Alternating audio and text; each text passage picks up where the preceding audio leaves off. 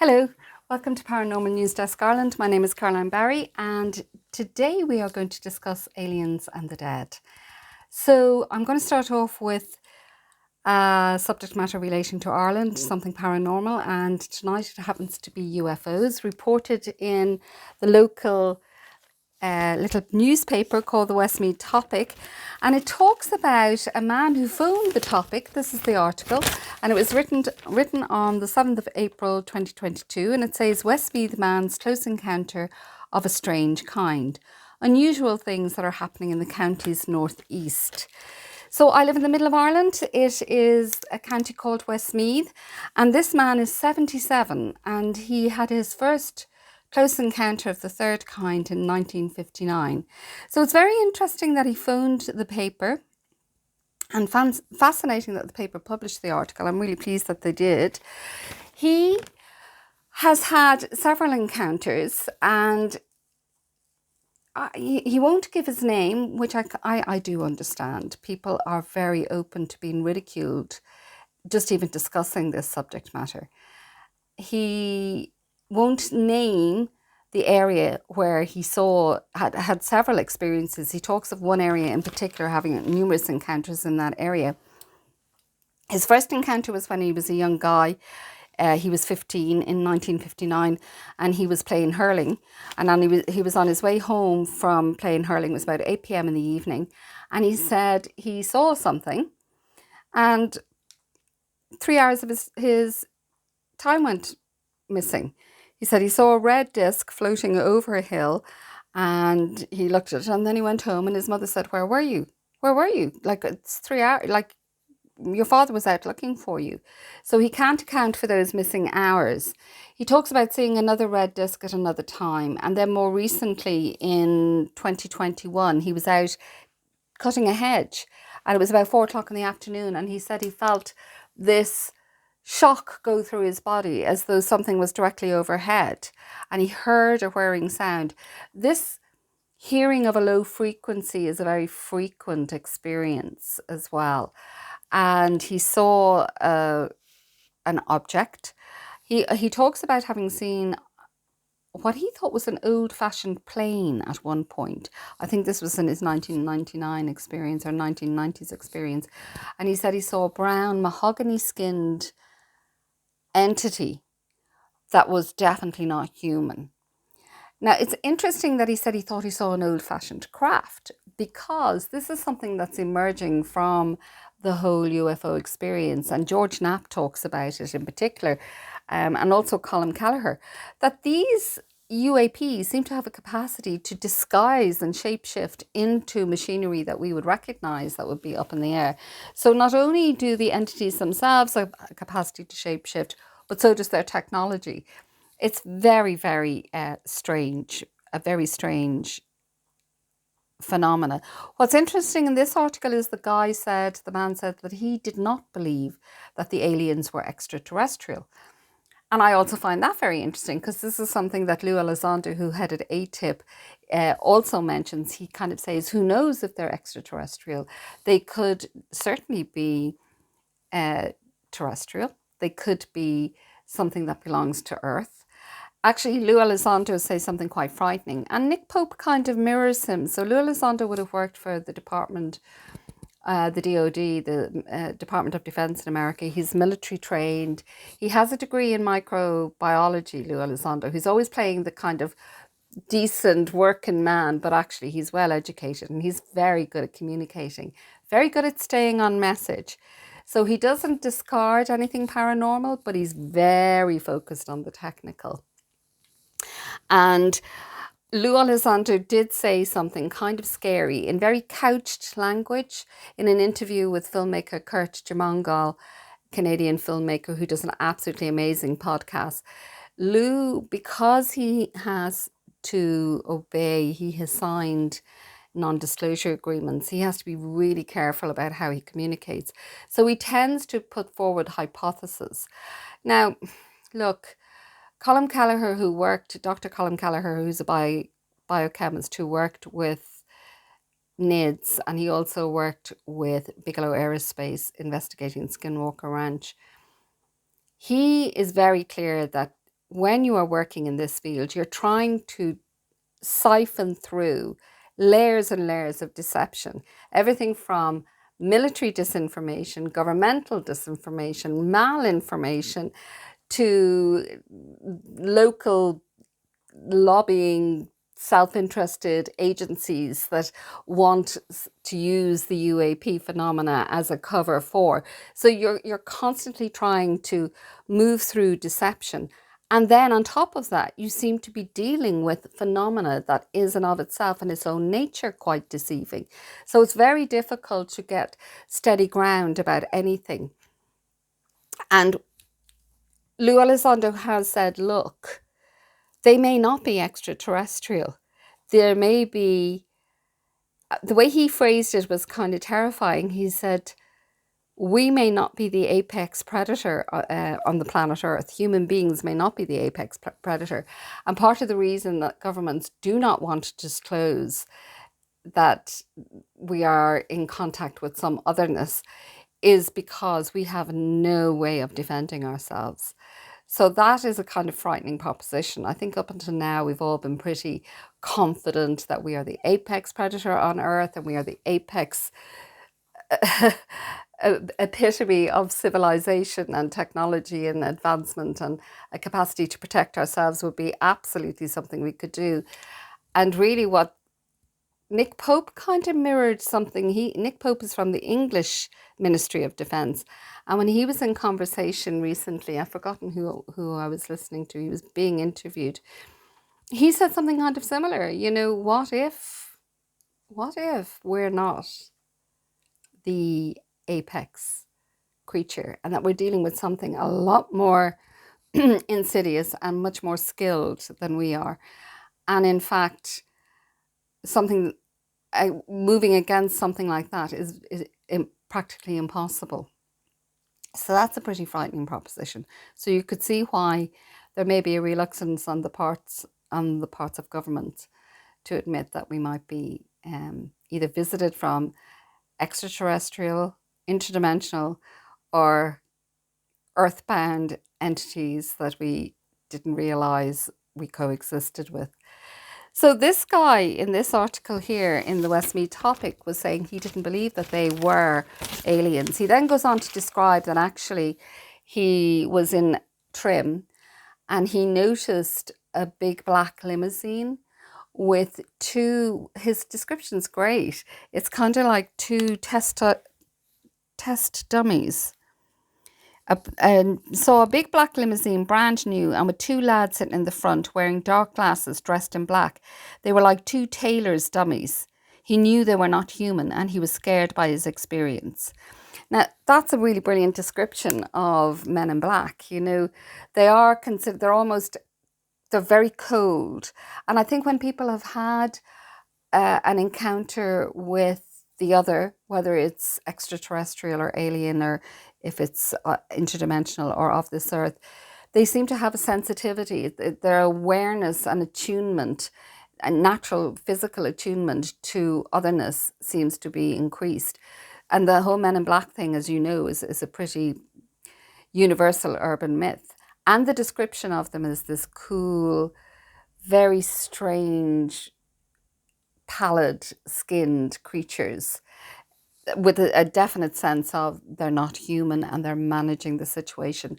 So if he's had these encounters and then he's noticed the Men in Black, that would be a pretty typical experience of somebody who has had a close encounter of, I don't know, the third or the fourth kind. I think the fourth kind is when you actually meet them. He does talk about his missing time. So he may have had an abduction experience. So it's a very interesting article. The reason that I wanted to bring it up is, of course, because it's Paranormal News Desk Ireland, and I am delighted to say that I'm about to have a guest, not on this particular programme, but pretty shortly. And she's had numerous sightings of UFOs here in the Midlands, and she's also furnished me with photographs of orbs, and they're very interesting. So I'll be analysing them with her during the week. But for now, we're going to look at aliens and the dead. And it is a very bizarre coupling. So I've noticed that at the moment in the conversation with regard to UFOs, firstly, it's very much driven by men. Secondly, it is very much focused on the technical, or as Lou Elizondo likes to call them, the five observables. So I'll just go through what those five observables, oh my goodness, observables are. He's really looking at, and whenever the conversation drifts into a discussion around the paranormal or what do you think it is, Lou, he will go there, but he'll always redirect your vision right back to let's stay with what we can physically see. So they are, the five observables are anti-gravity lift, sudden and instantaneous acceleration, and I discussed that with you before where I'd seen a UFO that just took off. Hypersonic velocities without signatures. So when they say hypersonic velocities, you're going in way up in the Mach scale and you are not hearing a sonic boom. So it's quite silent. Low observability or cloaking, and that's pretty typical, you know, that you may see it and then it may just vanish really, really quickly. Again, you might have difficulty looking at it, but you know that that's not quite right, or it's behaving in an odd way. And then transmedium travel. So that's traveling through the air and into the sea, or out of the sea and into the air. And every time the conversation kind of becomes a little bit more woo-woo, it's always pulled back to let's discuss what we know. Let's discuss what's measurable. So things like alien abduction has not been discussed.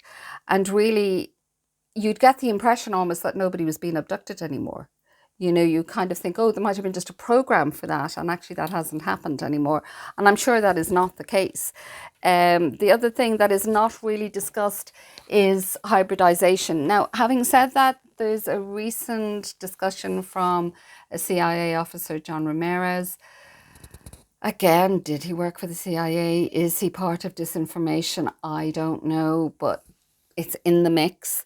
And he said he saw documents stating that we were hybrids, you know, so that's not exactly, to anybody who's read Zecharia Sitchin, that's an old, well-worn path, you know, that actually, yeah, we've heard that. So it's not that unusual. He seemed to think it was very unusual, the whole idea that we were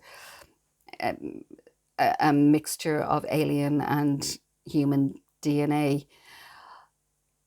I mean, Zecharia Sitchin has been debunked. I believe scholars have said his work was not good, his interpretation of the cuneiform.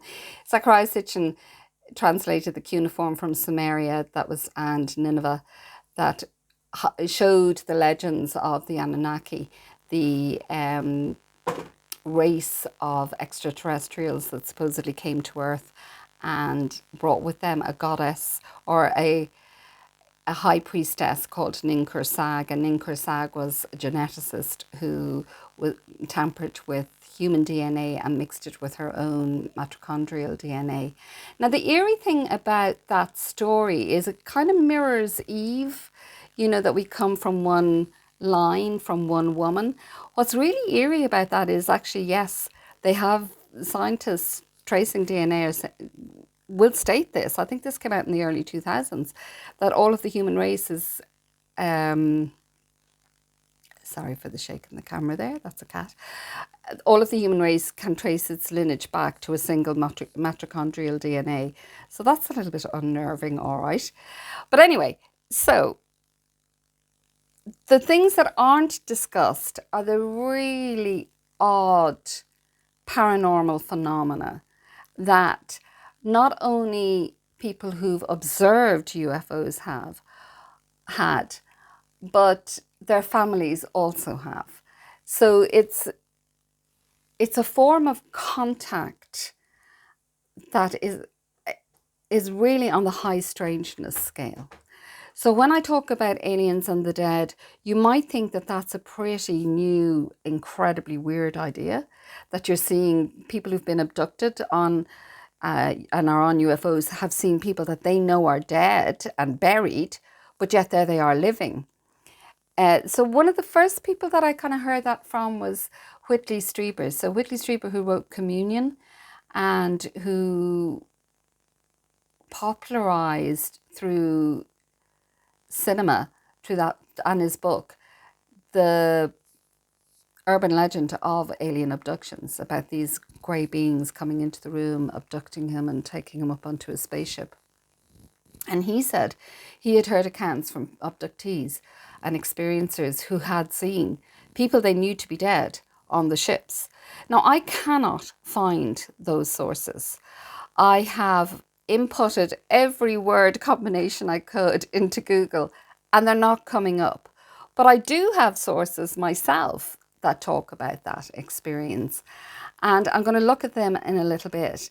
I suppose one of the things that I'd like us to remember is that really when you look at Egyptian eschatological focus, when you look at their ceremonies around the dead, they are incredibly particular. They prepare the dead person to get on a ship, and that the ship is physically going to take them to an area just south of Orion called the Hidden Circle of the Duat. So they are really like, yeah, we're heading to outer space for our afterlife. And Whitley was talking to Jeffrey Mishlow very recently. They've done a great interview together, and they both discuss how when you're looking at the UFO experience, initially it seems to be all about high tech, but more and more that you dig into the subject matter, it's to do with the afterlife. And I'm going to go through some samples here to show you that actually something very peculiar is going on. So I have written a little article. It is called Aliens and the Dead. I'm not going to read the article, I'm just going to go through the points. So I started off with looking at Frederick Jurgensen's work. So I would have discussed this in the Strange Things Dead People Say in a previous podcast. But I really focused on his collecting information relating to spaceships, or telecraft, as he said, or UFOs, as he would have called them. So just a quick recap, Jurgensen was born in Odessa. He lived in Palestine. He eventually moved to Sweden. He was trained as a singer. He lost his voice through glandular fever, but he had an incredibly good ear. He became a painter, and he was a polyglot. He was able to speak 7 different languages. And that's really important, because jamming signals is a very important thing that we need to focus on. He discovered, it was when he was out walking by a lake recording birdsong for a radio documentary in the late 1950s, around 1959, when the guy in Westmeath had his first experience of spaceships. When Jurgensen was out in Sweden collecting birdsong for a radio documentary, when he went home and he put on his earphones, he heard a very clear male voice say to him, "Friedrich, you are being observed." And he was obviously shocked, because he had been down by the lake. He knew there was nobody in the area. He had recorded the bird songs, and yet here was this very clear voice telling him he was being observed. So of course Friedrich wondered, was the male voice observing him, or was the male voice warning him that somebody was looking at him? And then he became fascinated with the whole EVP, and he wrote an amazing book. Initially, he thought he was dealing with aliens from outer space, and he called the book Voices from Outer Space. And then he realized, no, this is the dead, because he began to record more and more voices, and he began to recognize the voices of deceased people that he knew. So he was really convinced, no, I am talking to dead people here. So he called his book, when he finally published his book of EVP, he called the book Voice Transmissions with the Deceased. So it's pretty straightforward and clear. I'm just going to watch, this cat is going to jump up any minute now. Right. So one of the first transmissions, or one of the really interesting transmissions relating to the dead here, that he, actually maybe I should talk a little bit about jamming signals first. He was a good radio hack, so he was very aware of the jamming signals that the Russians were putting out, and I think the British. It was coming up on the Cold War, And he was very aware of the different jamming signals. And he talks about getting clean channels. He was really conscious that when he was working with collecting EVP, that he would have clean channels to work with. What he doesn't mention is, I think, the biggest jamming signal of all. The EVP that he was collecting was in several different languages. So a sentence might start in Spanish, move into German, head into English, and end in French. And because he was a linguist, he was able to thread all those different languages together and make a clear message. And it just got me thinking, he'd been working on that for ages. Finally, when he finished his book, he ended up inspiring Konstantin Raudova, who was a psychoanalyst lecturing in Uppsala University. And when Konstantin Raudova was collecting his electronic voice projections, when he was making contact with the dead, yet again, the dead were speaking to him in several different languages. And Konstantin Raudova had, I think it was 5 languages. So they were splicing together these disparate languages. And that just got me thinking about the story of the Tower of Babel. I had thought that the story of the Tower of Babel was literally just a biblical story, but when I researched it, I realized, it's a global myth, that this is enshrined in universal cultures, that are multiple cultures, that actually there was a desire to communicate with the gods, was the way it's usually described, but it could also be with people in the afterlife. And the gods got so angry that they destroyed the tower and divided the signal into several different tongues. Now, of course, the biblical variation of that, you'd have said, and that was how all the countries of the world spoke different languages. But I'd be more inclined to think that it's a really good description of a jamming process, and that is of relevance later. I suppose one of the things that I would like to say is when David Fravor was discussing seeing the Tic Tac UFO with Alex Friedman, he said that his communications were jammed 3 or 4 different ways. He said they were really disrupting his communications and making an incredible amount of frequency noise. So radar is terribly important. In fact, when Jurgensen talks about the team on the other side, the scientific team on the other side trying to contact him, they call the instrument that they're using radar. And they also set up a whole load of towers. And there's a whole load of caution around communicating with us, the living, for very, very strange reasons. So, aliens and the dead. Let's quickly move on. So when he was collecting his messages, I'm going to focus on, in particular, one friend of his called Hugo. And it's really moving when Jurgensen is describing Hugo's death. He's present when Hugo dies. And it's terribly upsetting. And when he calls these voices that contact him his friends, he sincerely believed he was contacting the dead. There's a whole theory out there that actually it's aliens cannibalizing the memory of a dead person's voice and using it to trick you, or it's another entity. This material is just so bizarre. I'm very aware of what I'm saying and it all sounding incredibly bizarre. But just to let you know that in the folklore around alien contact and around the contact with otherness is this whole idea of the hitchhiker or the imposter or something utilizing something close to you. It's kind of explored a little bit in that film, that Sagan film Contact, where the alien takes on the apparition of Jodie Foster's father, that they seem to have a shape-shifting ability. And Jurgensen really seems to take them at face value. He really trusts that he's talking to the dead. He sincerely does not believe that there is anything nefarious or dark or any kind of trickery or trickster element going on. And I don't know if that is a broadness of spirit or a complete knowingness within himself, that he'd some kind of Gnostic knowledge that actually, yes, he was in direct contact with deceased loved ones. He certainly did analyse, well, was he schizoid or was he schizophrenic, and was very clear. He felt very satisfied that he wasn't. He felt, yes, well, I haven't lost it in any other area of my life, and I'm not displaying any kind of strange schizophrenic tendencies outside of, and also I have the proof because there's strange sounds on my tape recorder.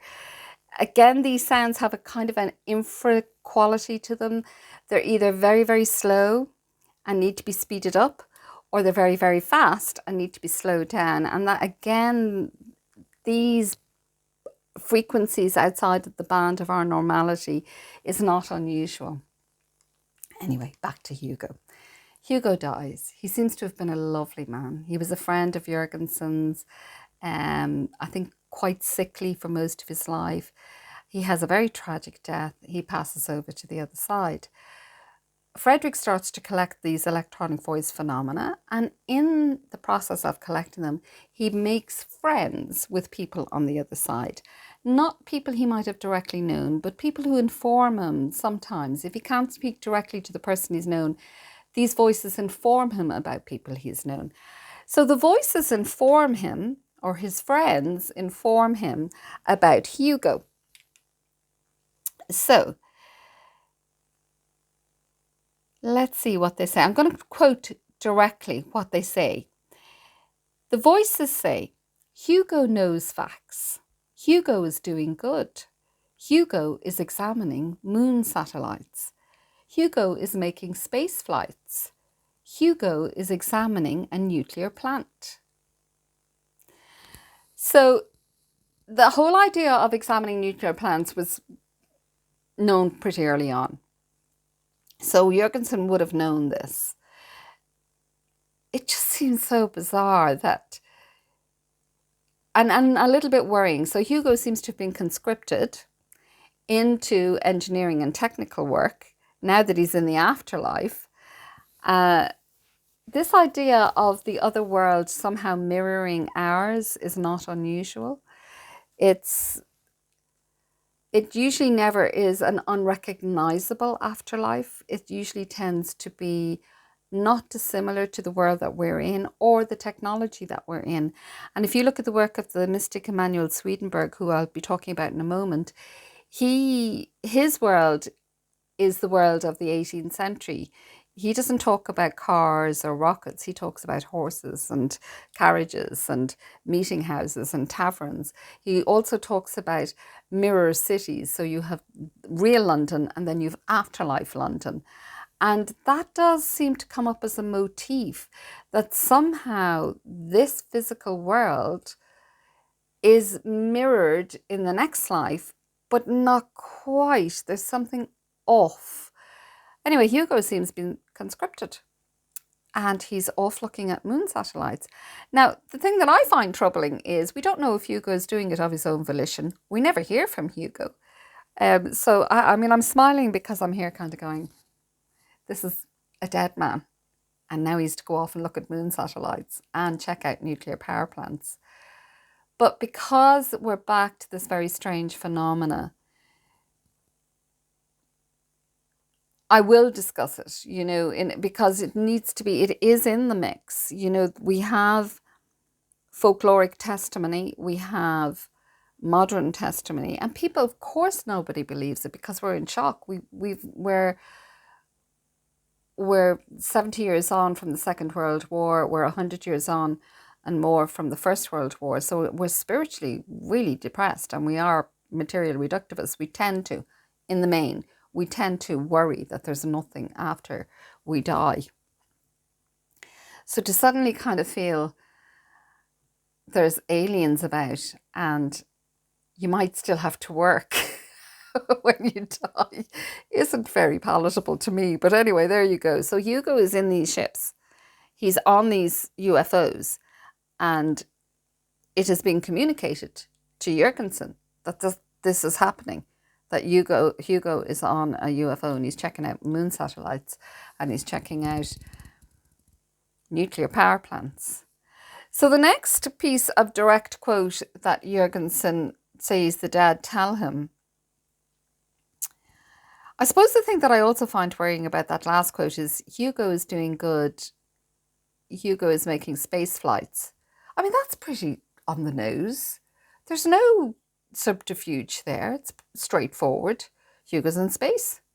And he's checking moon satellites and he's examining a nuclear plant. I don't know what anybody can do with that information, except maybe allow it to melt your brain a little and maybe melt your resistance a little and kind of go, okay, this is really odd. And of course, it can all be dismissed as the most hilarious, silly imagination. Or it's just a strange, maybe it's true, I don't know.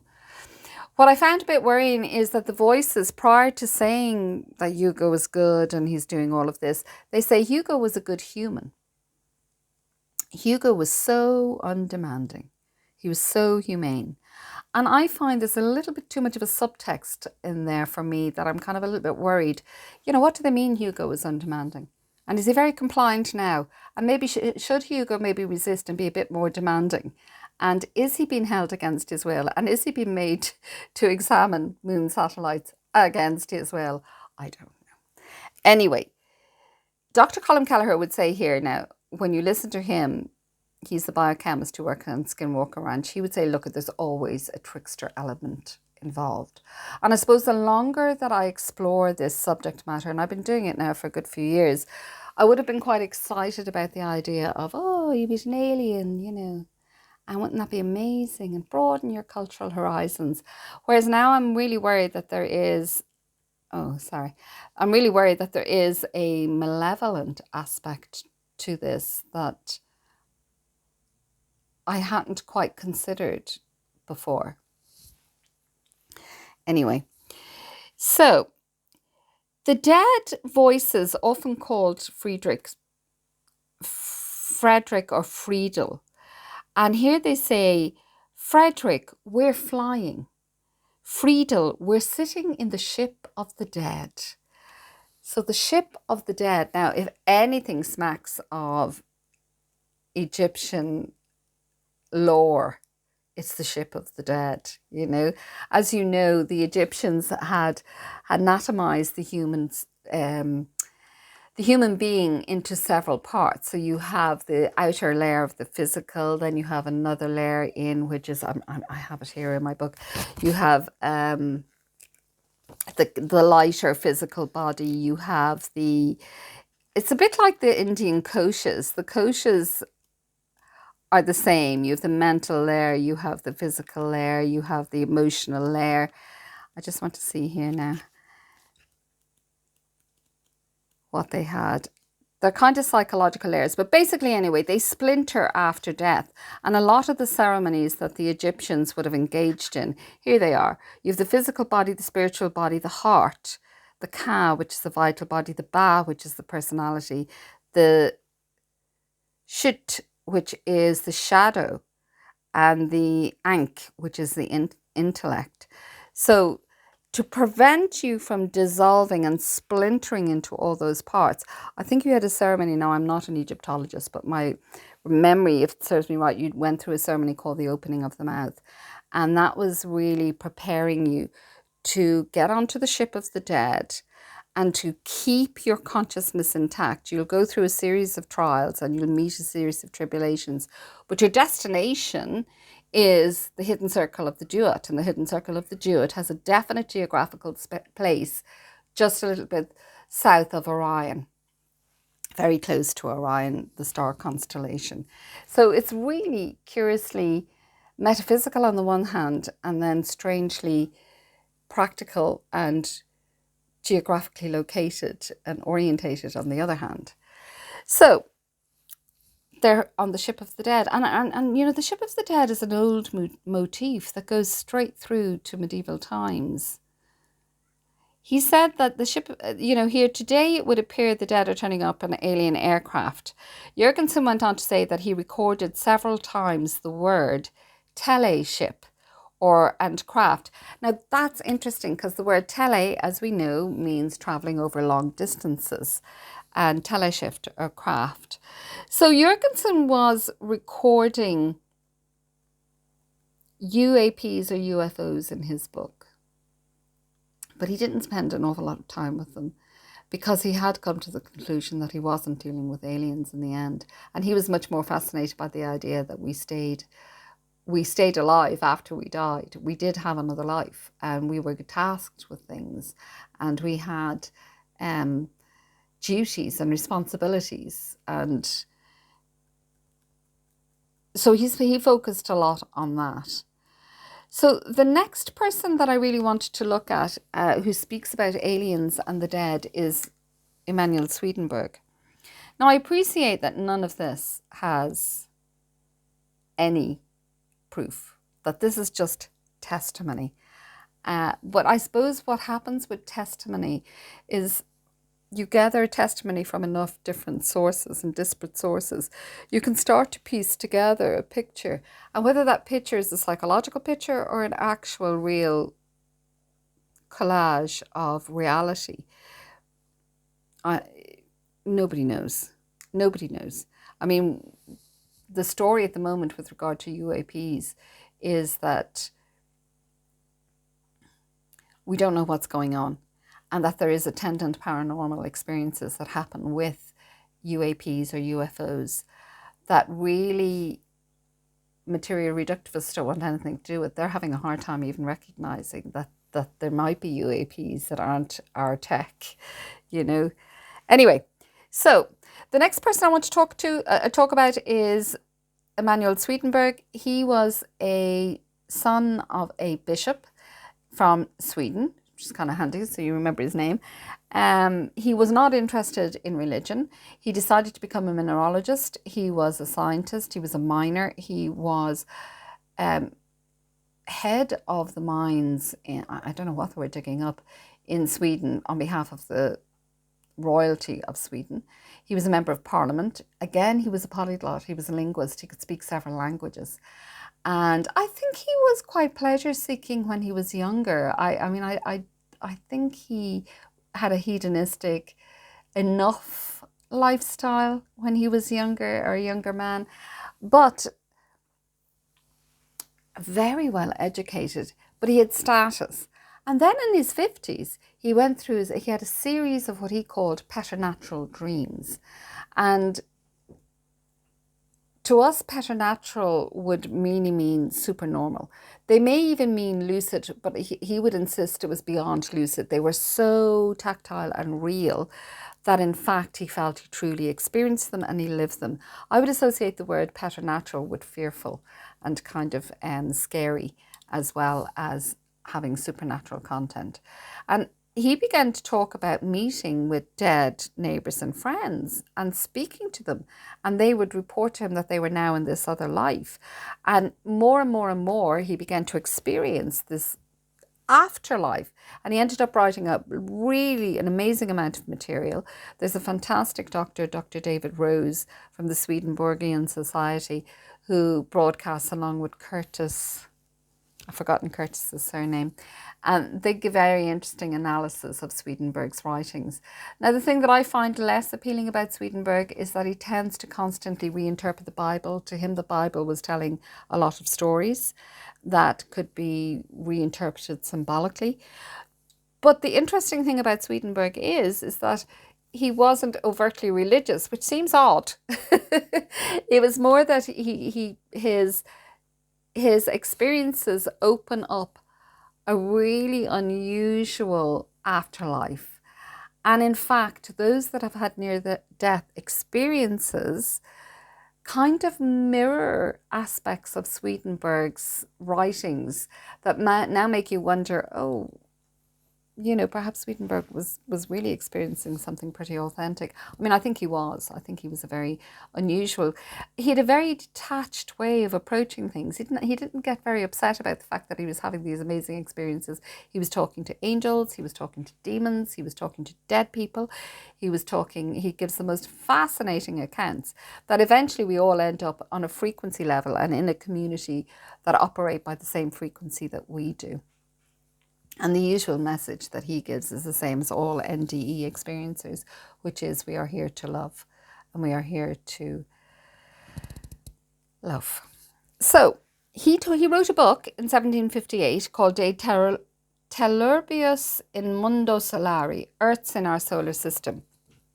And in it, he said there is a plurality of worlds and humankind exists not just on one earth, but on countless earths. So he believed that we were proliferated throughout the universe. But not only that, he said, in the other life, meaning the afterlife, it is common knowledge that there are many planets with people on them. A love of truth prompts people there to want to talk with spirits from the other worlds. He asserts there is indeed a plurality of worlds and humankind exists. So he said, look, there's aliens in the afterlife and you're going to meet them. And that was in 1758. Fast forward to 1990s and to Skull in England. There's an amazing film called The Afterlife Investigations on YouTube, and you should check it out because that talks about the Skulls experiment. Now, the Skulls experiment was run by a set of mediums for 5 years, and they were independently observed by different people, and they had invited in different scientists. Included would be Dr. Rupert Sheldrake from Cambridge University or Oxford, one of those luminous universities. There were pretty decent people observing what was going on. And in the Skulls experiment, they did a thing called Project Alice. And Project Alice involved setting up a video camera, putting the video camera in front of a mirror, and a medium would go and sit. And they did this both with the lights on and the lights off. And a medium would go and sit in front of the mirror and scree, this ancient or scrine, this ancient. Raymond Moody does it now in a darkened room with mirrors. He calls it's an ancient Grecian form of getting in contact with the dead and the afterlife. And it involves staring into mirrors and usually in the dark. But in this Project Alice one, they did it in the dark and in light. And they captured pretty amazing material, including a bluish alien. Now, it looks like your typical almond-eyed, large grey, but there's a bluish tinge to the skin, and they call the alien blue. There's a kind of a date stamp on it of 1998, and that's pretty eerie to look at, that it suddenly drifts across the screen, supposedly an instrumental transcommunication from the afterlife. Supposedly it is footage from the afterlife. And then they also captured another, he's a very, I think it's a very eerie, doll-like looking alien with these kind of, almost looks like a puppet, rolling kind of eyes back and forth, and blackish hair, which made me think of the description from one of the Zimbabwe children many years ago when they were being interviewed by Dr. Johnny Mack from Harvard University. They talked about an alien having long, scraggy black hair. So the Skulls experiment which was very focused on the life after death. That was the whole point of the Skulls experiment. They wrote a book. I think I have the book here. It's on the floor over there. And they get a whole load of writing and messages, and they have extraordinarily strange phenomena happen, including tiny little orbs erupting in the seance room, or the skull hole, as they used to call it, with them. So again, you're getting aliens in the afterlife. You're getting aliens and the dead kind of mixed together. And then I suppose the next really interesting group of people who would talk about aliens and the dead would be, well, Annabella Cardoso talks about it as well, but I don't think she talks about aliens as much. But she certainly contacted the dead. And so has Gary E. Schwartz from Arizona University. But the next group of people, too, is a man and wife, Maggie and Jules Harsh-Fishbach, or Feischbach. And they were working in the 1980s. I think it was Belgium. They began to set up, they had a computer set up, and they began to communicate with people that they were told to call this entity the technician. And they were like, okay. And the technician was working with a group of people, a group of scientists in the afterlife, to try and communicate with us, the living, to say, listen, you do go on, you do not die. And somehow that matters. You know, we still can't quite figure out what the message is. And the person, Maggie Fleischbach was her name, she and her husband, they were communicating with this technician and a team called Time Stream, which again is very interesting because it's making us think of time, and it's making it, and it's putting time into a river, and perhaps the river is a knot around the earth, and perhaps we are just stuck in this time, and perhaps it's an artificial superimposition on us, who knows. But basically, the technician begins to talk about how dangerous it is to be communicating with us. Time Stream are very keen to talk to us. Annabella Cardoso says she's had contact with Time Stream as well. And then Gary E. Schwartz says I think he's had contact with Time Stream too, but he's certainly supposedly working with, I think he calls them hypotheticals, but he's seemingly working with dead people as well. And he's a Harvard educated psychiatrist too, so kind of interesting. But Maggie got word from the technician that there are certain frequencies, and on these frequencies, it's almost as though they're carrier channels. And if the Time Stream crowd are not careful, they will allow entities to enter into our dimension via the frequency. So they have to be really careful, he said. I think it was a he, when they were communicating with us, because there was likely to be hitchhikers that were of demonic or unsavory energies that would not be good for Earth. And that kind of rolls us back into ATIP and Lou Elizondo saying that the DOD shut down ATIP because of fear of demons, which I know sounds bizarre. So there we go. I think that's everything that I wanted to say about aliens and the dead. Just to say, look, it's a really, really bizarre. Oh, maybe just to put you on in touch with the recent interview with Jeffrey Mishlove. Jeffrey Mishlove interviews Whitley Strieber, and they discuss how, you know, the more that you explore this, the more the dead turn up in this mix of aliens and mix with the otherness that we're contacting. Whitley Strieber tells a story about Colonel Philip Corso. And Philip Corso seemingly wrote a book. I don't know, did he write the book? I wonder, the day after Roswell. But basically, anyway, Philip Corso tells a story. He was in a cave and he had an encounter with an entity. And the entity wanted to get into a machine. So there's this mix of technical and spiritual. It's this fuzzy, really difficult to anatomize as a reality, the whole UAP experience. So there was this creature that wanted to get into his machine, but there was too much radar. And he said to Colonel Corso, he said, you've got to stop the radar. I've got to get out of here.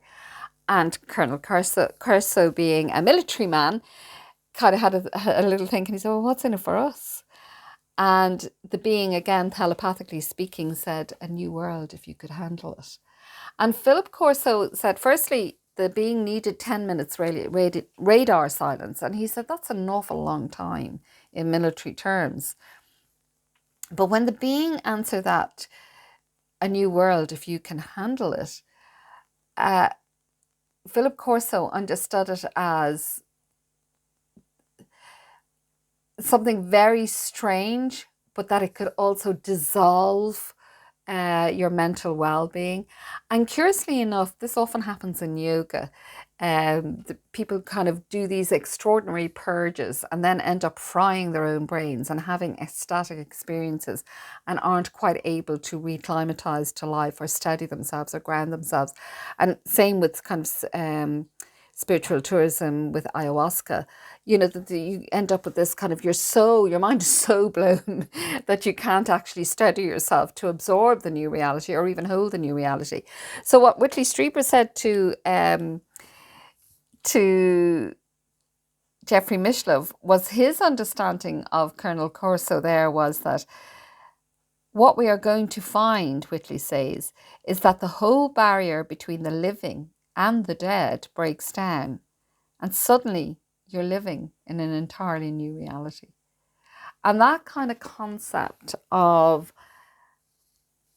suddenly there's no death. Now where are we? you know? So, look, the field of UAPs is very strange. And I just wanted to add in that at the moment, this male dominated discussion is very driven by let's keep it simple, let's just talk about the 5 observables, let's not get into all the woo stuff because it's too difficult to grasp.